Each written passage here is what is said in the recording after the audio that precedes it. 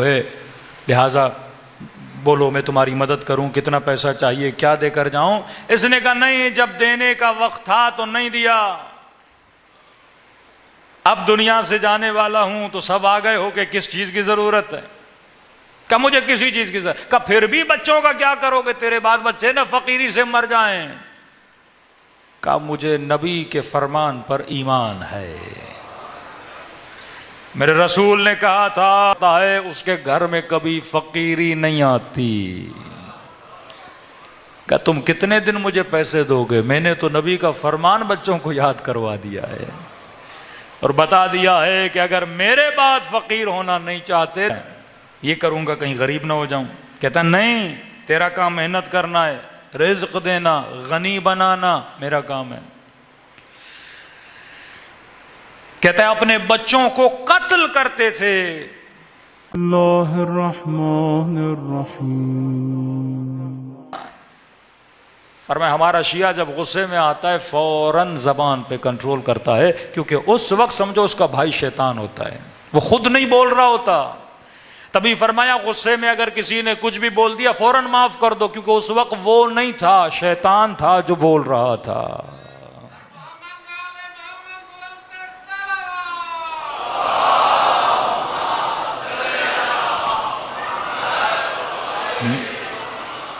غصے میں انسان سب بول دیتا ہے۔ اب آپ کا مثلاً خدا نہ خواستہ کسی دوست کے ساتھ جھگڑا ہوا اور آپ غصے میں آ گئے، اب غصے میں وہ باتیں بھی یاد آتی ہیں جو نارمل حالت میں یاد نہیں ہوتی۔ اب بولے گا 6 سال پہلے میں نے بیٹی کی شادی کی تھی، تو میری بیٹی کی شادی میں نہیں آیا تھا، بھئی آج تجھے کیسے یاد آ گیا اچانک سے؟ ساری پچھلی باتیں غصے میں، یعنی شیطان انبار لگا دیتا ہے۔ مطلب آپ ایسے سمجھو جب غصہ آتا ہے تو آپ کے ہاتھ میں سمجھو ایک پسٹل ہے، گن ہے۔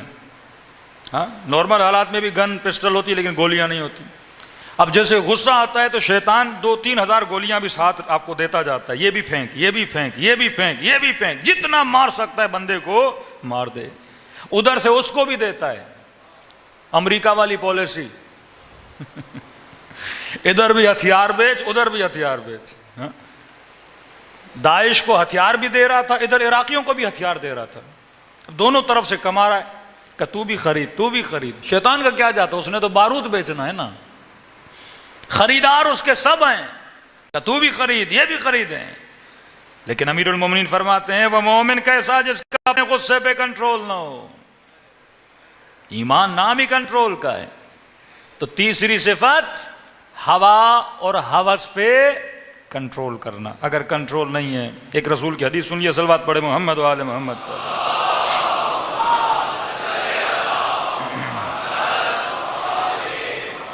شیخ عباس قمی حدیث نقل کرتے ہیں سفینۃ البحار میں، نبی فرماتے ہیں بی انذرتم۔ اب امت میں ہم جو 5 ہیں اہل بیت رسول، ہر کسی کی ایک ڈیوٹی ہے۔ فرماتے ہیں بی انذرتم، مجھ رسول سے تم لوگوں نے انذار سنا۔ نبی کا کام کیا ہے؟ منذر ہے نا، منذر کا مطلب انذار، لوگوں کو ڈرائے۔ کس سے؟ خدا سے، خوف خدا دلائے۔ کہ میرا کام ہے انذار کرنا، تمہیں اللہ کا خوف دلانا، تقوی الہی پیدا کرنا، امر بالمعروف نہی منکر کرنا۔ بے علی اہتدیتم، میرے بعد اگر تمہیں ہدایت ملے گی تو علی کے راستے کو دیکھ کر ہدایت ملے گی، مجھ سے انذار ملے گا۔ اب میرے بعد انذار کرنے والے کتنے بھی ہیں لیکن ان سے ہدایت نہیں ملے گی۔ رسول خدا دنیا سے جا رہے ہیں، لاکھوں خطیب آئیں ممبر پہ بولیں یہ کرو، یہ کرو، یہ نہ کرو۔ جیسے آج مسلمانوں میں کئی خطیب ہیں، انذار کرتے ہیں، امر بالمعروف کرتے ہیں، لیکن ہدایت نہیں ملے گی۔ مجھ سے بہترین انذار ملے گا، خدا کا خوف دلانے والا ہوں میں۔ بے علی اہتدیتم، اور ہدایت ملے گی تو کس کے راستے سے؟ علی کے راستے سے۔ بالحسن اوتیتم بالاحسان، حسن تجھے سکھائے گا کہ لوگوں کے ساتھ نیکی کیسے کرنی ہے، احسان کیسے کرنا ہے، یہ تجھے حسن کی زندگی سے ملے گا۔ بالحسین تسعدون، حسین کا مقام۔ فرمایا میں انذار کروں گا، علی کے راستے سے ہدایت ہے، حسن سے تجھے احسان ملے گا، لیکن بالحسین تسعدون، اگر تم نے اونچائیوں پہ جانا ہے تو وہ سیڑھی اگر کسی امام کی ہے تو حسین ابن علی کی سیڑھی ہے۔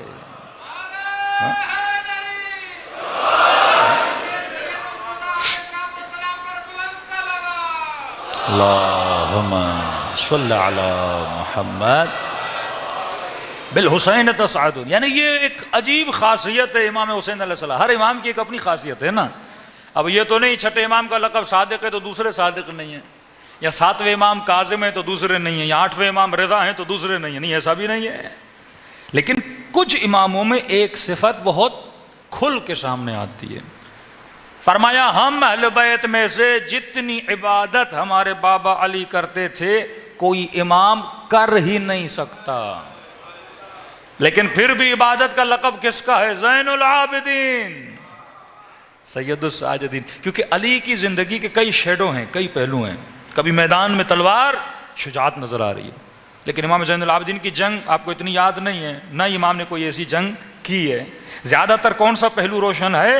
عبادت والا. چھٹے امام کا درس و تدریس. ساتویں امام زندان میں گئے، ہاں والکاظمین الغیظ، چاہتے ایک بد دعا دیتے دشمن کو تباہ کر دیتے لیکن سکوت تھا. آٹھویں امام رضا من آل محمد، اتنی اپنے شیعوں نے زیادتی کی لیکن راضی ہو گئے. کسی امام پر اپنے شیعوں نے العیاذ باللہ ثم العیاذ باللہ اتنی تہمت نہیں لگائی تھی جتنی امام رضا پہ لگائی تھی. ہاں، لیکن الرضا جلد راضی ہونے والا امام ہے. ہاں، ملتا ہے. ایک خطیب ہیں ایران کے، کہتے ہیں ہم ممبر پہ گئے تو ان کا موضوع تھا جنت کے دروازے. تو کہتے ہیں ڈیلی مجلس میں ایک ایک دروازے کا، جیسے ہم ڈیلی ایک اصول بتا رہے ہیں، کہ ایک ایک دروازے کا میں ذکر کرتا تھا. میں نے کہا لوگوں آج ہم ذکر کریں گے جنت کے اس دروازے کا جہاں سے روزے دار جائیں گے. ایک مجلس پڑھی. دوسرے دن کا اس جنت کے دروازے کا ذکر کریں گے جہاں سے انفاق کرنے والے، خیر و خیرات کثرت سے جو لوگ کرتے ہیں، سخی ہوتے ہیں، وہ جائیں گے. تیسرے دن کا جنت کا وہ دروازہ ہے جہاں سے مثلا حج کرنے والے حجاج داخل ہوں گے. اب کہتے تیسرے دن مجلس پڑھ کے اترا ایک بوڑھے نے، ایک معذور سا بوڑھا تھا بیچارہ، کمزور سا. اس نے کہا مولوی صاحب یہ جتنے دروازے بتا رہے میرے کام کے تو ہیں نہیں. حجاج کا دروازہ، میں غریب آدمی حج کیا نہیں. ہاں، انفاق کرنے والوں کا دروازہ، میں غریب آدمی پیسہ ہی نہیں ہے، انفاق کیا کروں. ہاں، نمازیوں کا دروازہ، ان کا دروازہ، کا بڈھے ہو گئے نماز بھی صحیح طریقے سے نہیں پڑھ پا رہے، کوئی ایسا دروازہ بتاؤ جو میرے کام کا ہو، ہاں، جہاں سے میں بھی جا سکوں نا. یہ سارے دروازے حاجیوں کے، سخیوں کے، ان کے، ان کے، کوئی ایسا. اب مولانا کہتے ہیں میں پریشان ہوں، اب یہ دروازہ کہاں سے لاؤں ہاں جو اس بندے کے کام کا ہو. کہتے اس رات گھر گیا، لیکن واقعاً اس بوڑھے کی ڈیمانڈ بھی صحیح ڈیمانڈ تھی نا، کہ بھئی ہمارے لیے بھی تو کوئی دروازہ بتاؤ نا. اب میں کہوں حاجیوں کا دروازہ، مجمع میں شاید کسی نے حج نہ کیا ہو. میں کہوں مثلا زائروں کا دروازہ، شاید کوئی کربلا گیا ہی نہ ہو. تو کہ کوئی ایسا دروازہ بتاؤ. تو یہ کتاب آغا شیخ عباس قمی، کتابیں بڑی اچھی ہوتی ہیں، اپنے بچوں کو دیں، پڑھیں، بہت ان کتابوں میں اثر ہوتا ہے. کہ تو یہی سفینۃ البحار کی کتاب تھی. اور اس رات میں نے اللہ سے کہا پروردگارا، ہاں کوئی ایسا دروازہ بتا جو اس بوڑھے کو بتا سکوں. کہتے ہیں میں نے جس طرح قرآن سے استخارہ نکالتے ہیں نا، اسی طرح شیخ عباس قمی کی کتاب سفینۃ البحار کو اٹھایا، استخارے کی طرح میں نے ایسے کتاب کو کھولا. ہاں، اور کہتا ہے جیسے میں نے کتاب کو کھولا وہاں پہ یہ رسول خدا کی روایت آئی، ان الحسین باب من ابواب الجنہ. جنت کا ایک دروازہ وہ ہے جہاں سے حسین سے عشق کرنے والے داخل ہو جائیں گے. کہتا ہے اللہ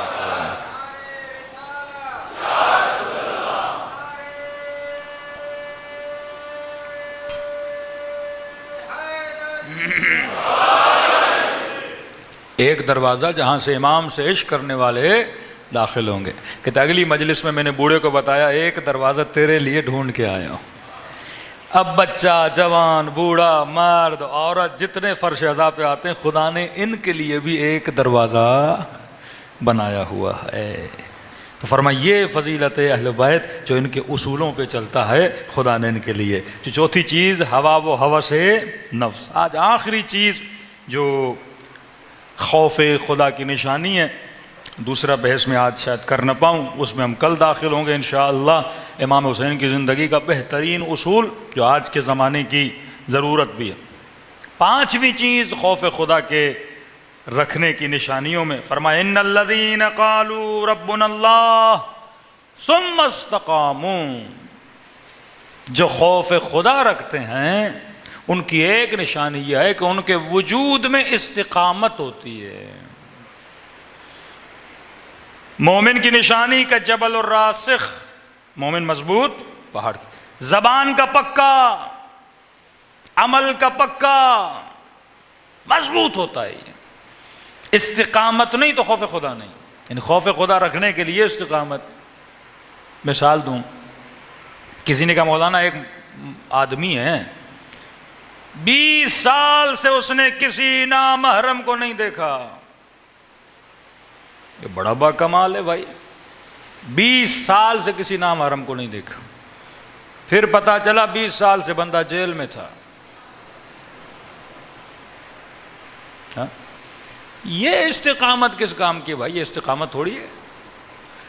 ہاں کہ مولانا اس نے پوری زندگی کسی عورت کو نہیں دیکھا، بعد میں پتا چلا آدمی ہے ہی اندھا۔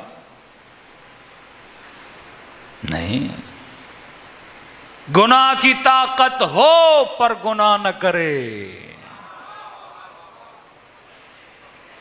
ہاں، تلوار اٹھانا بھی شجاعت ہے، تلوار نیام میں ڈالنا بھی شجاعت ہے۔ صفین میں لڑنا بھی شجاعت ہے، خیبر میں لڑنا بھی شجاعت ہے، خندق میں لڑنا بھی شجاعت ہے، اور گھر پہ حملہ ہو علی خاموش رہے یہ بھی علی کی شجاعت ہے۔ ہاں، کہ میں نے کہاں پہ لڑنا ہے اور کہاں پہ سکوت کرنا ہے۔ دشمن علی آئے اہل بیت کی توہین کرے، اس کو جواب دینا شجاعت ہے۔ دشمن اہل بیت آئے حسین کی توہین کرے، اسے جواب دینا شجاعت ہے۔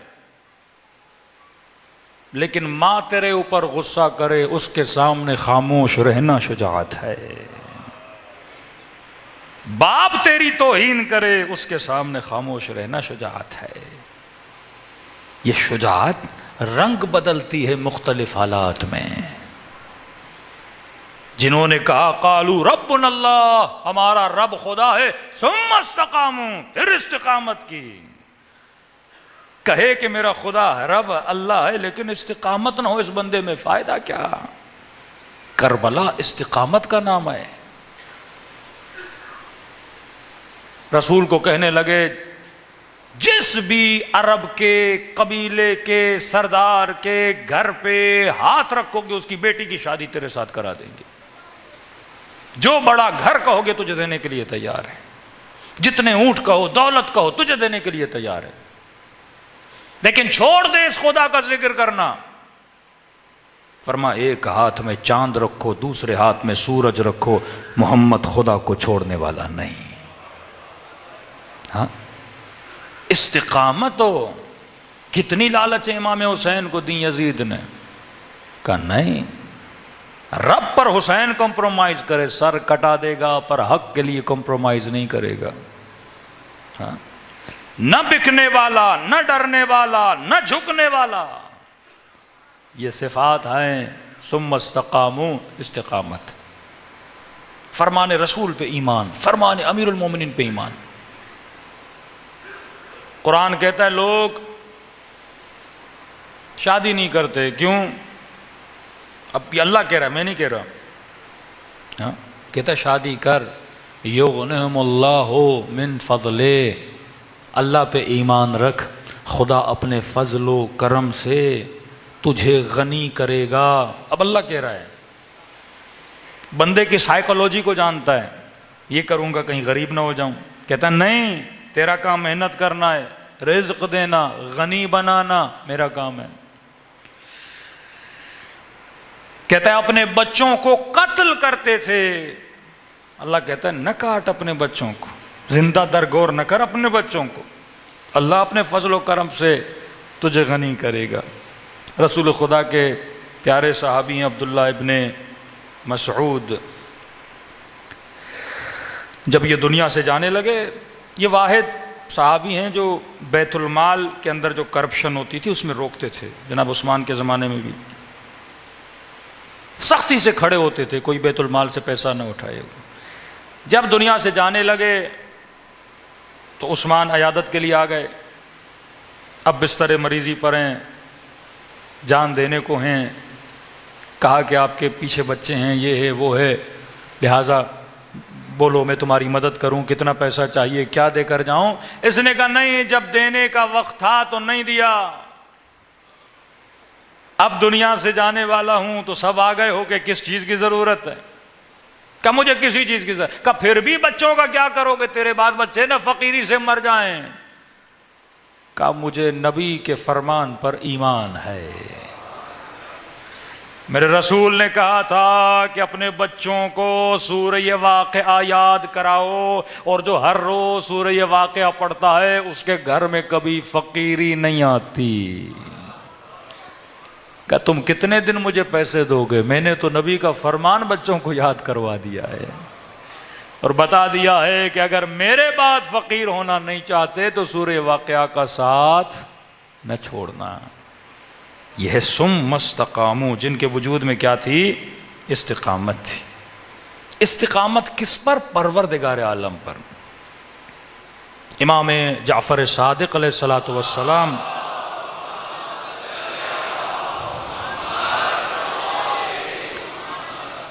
امام کے پاس ایک شخص آیا، یا علی، امام کے پاس ایک شخص آیا، مولا میں بیمار تھا، فلاں حکیم نے مجھے ٹھیک کر دیا.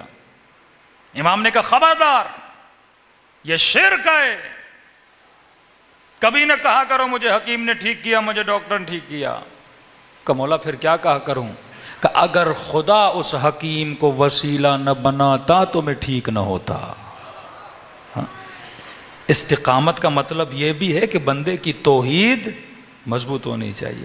یا وجیہن عند اللہ اشفع لنا عند اللہ. یہ عند شرک نہیں، عند اللہ. اے وہ شخصیتیں جو اللہ کی دربار میں صاحب عزت اور صاحب وقار ہیں، اے خدا جب اس بندے کو دیکھو تو میرے گنہگار چہرے کو نہ دیکھنا، حسین کے چہرے کو دیکھنا. اپنے رسول کے صدقے میں اگر یہ وسیلہ نہ ہوتے تو مجھے شفا نہ ملتی، اگر حسین وسیلہ نہ ہوتا تو مجھے اولاد نہ ملتی، اگر اہل بیت کا نام نہ ہوتا. یہ وسیلہ خدا نے ہدایت کے لیے اس وقت وسیلہ کسے بنایا ہے؟ فرش عزائے حسین ابن علی کو. میں نے بات کرنے کے لیے وسیلہ کس کو بنایا ہے؟ لاؤڈ کو بنایا. اب آپ بولو مولوی کچھ بھی نہیں، سب کچھ لاؤڈ ہے تو میں ہوں گا نہیں تو لاؤڈ کا پھر فائدہ بھی نہیں ہے. تو سب کچھ پروردگار عالم ہے، اور یہ جو اہل بیت علیہ الصلوۃ والسلام ہیں یہ اللہ کی رحمت کا وسیلہ ہے. فرما اے لوگو جنہوں نے گناہ کیے ہیں آ جاؤ میری دربار میں، مجھے میرے نبی کا وسیلہ دو. کربلا جنت جانے کی ایک سیڑھی ہے. اگر رنگ کربلائی ہوگا، صفات حسینی ہوں گی، بڑی آسانی سے انسان کے بدن سے روح بھی نکلتی ہے اور زیارت خدا کے لیے روانہ ہوتا ہے. فرمایا جس نے زیارت حسین کا ثواب حاصل کرنا ہے وہ خلوص دل سے مجھ حسین کو سلام کرے، ہم اسے ثواب زیارت عطا کریں گے. دلوں کو کربلا کی طرف روانہ کریں، سلام کریں اپنے مولا کو اور دعا کریں خدا ہم سب کو شفاعت حسین نصیب کرے. السلام علی